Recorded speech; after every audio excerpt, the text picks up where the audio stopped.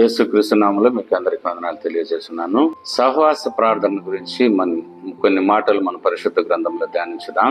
అపోస్తుల కార్యము 2వ అధ్యాయము 42వ వాక్యంలో అపోస్తుల బోధ యందును సహవాసమందును రొట్టె విరుచుట యందును ప్రార్థన చేయుట యందును ఎడతెగకయుండిరి. అప్పుడు ప్రతి వానికి భయము కలిగెను. అంటే దేవునికి ప్రేమను బిడ్డలారా, అపోస్తులు అందరూ గుంపుగా కూడి వారు సహవాసమందును రొట్టె విరుచుట యందును ప్రార్థన చేయుట యందును ఎడతెగక ఉండిరండి. కాబట్టి ఈ రోజుల్లో మనం సంఘముగా సమాజంలో ఉంటున్నాం. సంఘముగా కూడి ఎడతెగక ప్రార్థన చేసినట్లయితే మరి ఇక్కడ మన చుట్టుపక్కల ఉన్న వారు కూడా వారికి కూడా దేవుని యొక్క భయం కలుగుతుందని, వారు కూడా దేవుణ్ణి మరి నమ్ముకుంటారనేసి కూడా మీకు చెప్తున్నాను. కాబట్టి భయం లేనందువల్లనే దేవుణ్ణి ప్రజలు వెతకడం లేదు. దైవ భయము ఉన్నప్పుడే దేవుణ్ణి వెతకగలరు. కాబట్టి అపోస్తులు చేసిన కార్యాన్ని మనం చేయాలనేసి దేవుడు హెచ్చరిస్తున్నాడు. మరి రెండవదిగా చూస్తే అపోస్తుల కార్యము 12వ అధ్యాయం 5వ వాక్యం నుండి మనం చూసినట్లయితే పేతురుని చెరసాలలో వేసేస్తున్నారు.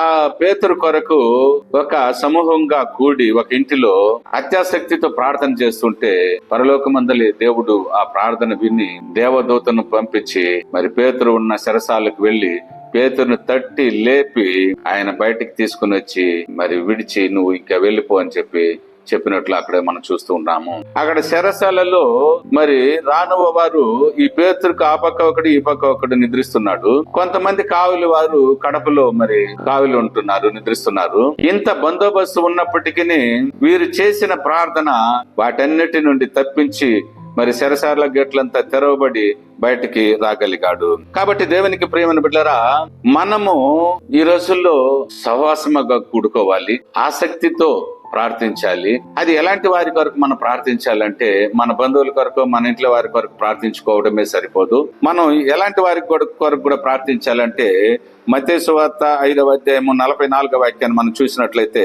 హింసించు వారి కొరకు ప్రార్థన చేయమంటున్నాడు. అంటే మనల్ని హింసించు వారి కొరకు ప్రార్థన చేయాలంటున్నాడు. మనల్ని ప్రేమించే వారి కొరకే చేస్తే సరిపోదు. కాబట్టి లూకా సువార్త 23:34 వాక్యాన్ని చూస్తే మనల్ని మాత్రమే కాదు, ఆయన హింసించే వారి కొరకు ప్రార్థించని చెప్పింది. యేసు ప్రభు కూడా కల్వారి శిలువలో మరణించే సమయంలో మొట్టమొదటి మాటగా ఆయన్ని హింసించిన వారు శిలువ క్రింద నిలబడి ఉన్నప్పుడు వారిని చూసి యేసు ప్రభు, తండ్రి వీరేమి చేయుచున్నారు, వెరుగురు గనుక వీరిని క్షమించనేసి అక్కడ ప్రార్థన చేస్తున్నాడు. ఎవరి కొరకు ప్రార్థన చేస్తున్నాడు అంటే ఆయన హింసించిన వారి కొరకు ప్రార్థిస్తున్నాడు. కాబట్టి మనకేదో చెప్పేసి ఆయన ఏదో సుఖంగా లేదు, ఆయన అనుభవించి ఆయన మాదిరిగా చూపించి మనకి ఈ మాటను చెప్తూ ఉన్నాడు. కాబట్టి యెషయా గ్రంథంలో మనం చూసినట్లయితే 4వ అధ్యాయం 16వ వాక్యం నుండి మనం చూసినట్లయితే ఆ కాలంలో యూదులకు మరణ శాసనం రాజు చేత ఏర్పాటు చేయబడుతుంది. అప్పుడు వారిని కాపాడేదానికి మరి యెషయా రాణి చేసిన ప్రయత్నము 3 రోజులు ఉపవాసం ఉండి ప్రార్థన చేసింది. తన యూదుల యొక్క తన వంశాన్ని కాపాడుకోగలిగింది. కాబట్టి రాణిగా ఉన్నది కాబట్టి రాజ్యాలను మీదకి యుద్ధానికి కూడా వెళ్ళొచ్చు సైన్యాన్ని తీసుకొని వచ్చి. అయితే అలాంటి కాదు ఆయమ్మ చేయలేదు. ఆయమ్మ చేసిందల్లా మోకాళ్ళ యుద్ధము. అంటే దేవుని సన్నిధిలో మోకాళ్ళ మీద నిలబడి 3 రోజులు ఉపవాసంతో తాను, తన పనివారు, తన యొక్క వంశమునికి చెందిన యూద వంశస్థులు కూడా మరి 3 రోజులు ఉపవాసం ప్రకటించి ప్రార్థన చేశారు. అప్పుడు రాజు ఆ శాసనాన్ని మార్చాడు, వారికి మేలు చేశాడు.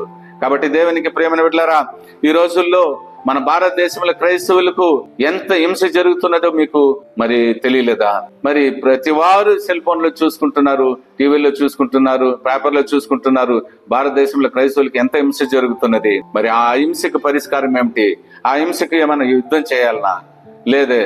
యెషయా రాణి చేయలేదే. కాబట్టి నీవు నేను కూడా యుద్ధాలు చేయాల్సిన పని లేదు. మరి మోకాళ్ళ మీద నిలబడి ప్రభు సన్నిధిలో ప్రార్థించినట్లయితే దేవుడు మరి శాసనాలను మార్చి దేవుడు క్రైస్తవ సమాజానికి మేలు చేస్తాడనేసి కూడా నేను గట్టిగా చెప్పగలుగుతున్నాను. కాబట్టి దేవునికి ప్రేమైన బిడ్డలారా, ఈ వీడియో చూస్తున్న బిడ్డలారా, మీరందరూ కూడా భారతదేశంలో క్రైస్తవులకు జరుగుతున్న హింస నుండి దేవుడు సహాయం చేయలాగన, ఆ హింస నుండి తప్పించబడులాగన మనమందరూ ప్రార్థిస్తాం. మందిరాలు పడగొట్టబడుతున్నది, సేవకులు చంపబడుతున్నారు, విశ్వాసులు చెరసాల్లో వేయబడుతున్నారు. ఇవన్నీ మన కంటికి కనిపిస్తున్నది, చెవికి వినిపిస్తున్నది. అయినప్పటికీ మనం మౌనంగా ఉంటే అది మంచిది కాదు. మనమందరం కలిసి హింసిస్తున్న వారి కొరకు ప్రార్థిస్తాము. దేవుడు మన పక్షాన కార్యం చేయగలడు, దేశాన్ని శాసనాన్ని మార్చగలడు, నాయకులకు మరి మనస్సును మార్చగలడు. నాయకుల యొక్క మనస్సు క్రైస్తవుల మీదకి దయను తేగలడు. కాబట్టి మనమందరం దేవుని దయను కోద్దాం.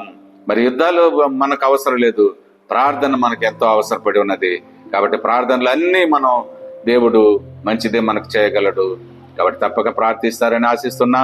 ప్రార్థించండి, నేను ప్రార్థిస్తా. దేవుడు మనల్ని బహుగా ఆశీర్వదించును గాక. ఆమేన్, ఆమేన్.